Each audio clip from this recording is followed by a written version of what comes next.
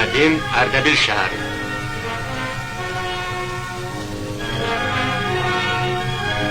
Məşhur Şeyx Səfi məqbərəsi. Bu məqbərənin günbəzi üstündə Şah İsmail Xətainin qılıncları sancılmışdır. Onlar Xətayinin qazandığı qələbələrin rəmzidir. O, İran, Azərbaycan feodallarını birləşdirdi, Səfəvilər dövlətini qurdu. 15 yaşındaykən Azərbaycanın və İranın şahı oldu. Onun dövründə bir çox mühüm fərmanlar birinci dəfə Azərbaycan dilində yapıldı.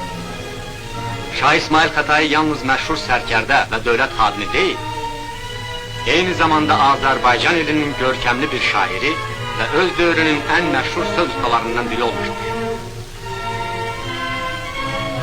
Qədim kitablara zinət verən nəqqaşın gözəl sənətinə nəzər yetirin və qiymət verin.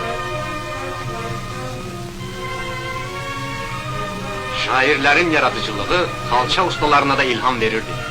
Onlar dastanların məzmununa müvafiq yeni boyalar, bəzəklər və şəbəkələr yaratmışlar. Azərbaycan şairi Nizaminin Xosro və Şirin dastanından bir şəkil.